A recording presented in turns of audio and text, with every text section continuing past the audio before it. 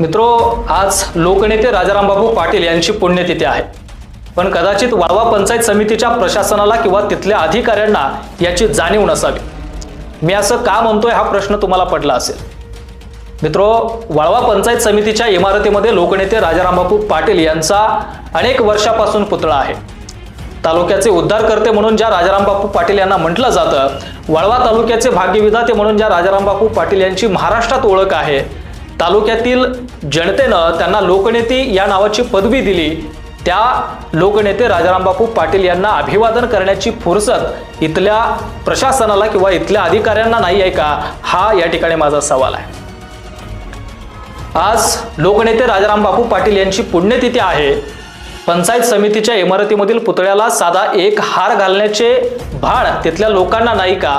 नैतिकता आणि जबाबदारी हे शब्द कुठेतरी हरवत चाललेत का, हे या ठिकाणी मला विचारायचं आहे। मित्रो, 1962 पासून ही पंचायत समिती अस्तित्वात आहे। हा वाळवा तालुका क्रांतिकारकांचा वाळवा तालुका आहे। या वाळवा तालुक्यानं कर्मवीर भाऊराव पाटील यांच्यासारखा शिक्षण महर्षी या महाराष्ट्राला दिला, क्रांतिसिंह नाना पाटील यांच्यासारखा क्रांतिकारक या महाराष्ट्राला दिला, साहित्यरत्न लोकशाहीर अण्णाभाऊ साठे यांच्यासारखा साहित्यिक या महाराष्ट्राला दिला, नागनाथ अण्णा नायकवडी यांच्यासारखा जननायक या महाराष्ट्राला दिला, लोकनेते राजाराम बापू पाटील यांच्यासारखा लोकनेता या महाराष्ट्राला दिला। याच लोकांमुळे देशभर आपल्या तालुक्याची ओळख आहे आणि या पुरुषांचे आचार, विचार आणि अस्तित्व जपण्याची फुरसत या प्रशासनाला नाही का, हा सवाल आहे। एवढे आपण आपल्या कामात बिझी आहात का?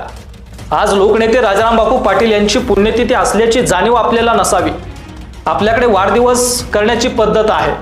एखाद्याचा वाढदिवस असला तर त्याला झेपत नसलं तरी त्याच्या गळ्यामध्ये हार, तुरे, बुके घातले जातात। पण आज आपण महापुरुषांच्या आठवणी जपायला तयार नाहीये। ज्या लोकांनी वाळवा तालुक्याचं नाव देशाच्या कानाकोपऱ्यामध्ये नेऊन पोहोचवलं, त्यांची अस्मिता जपायला आज आपण तयार नाही। नैतिकता, जबाबदारी ही फक्त कामापुरतीच आहे का, हे आवर्जून मला वाळवा तालुक्यातील जनतेला आणि खास करून तिथल्या पंचायत समितीच्या प्रशासनाला आणि अधिकाऱ्यांना विचारायचं आहे।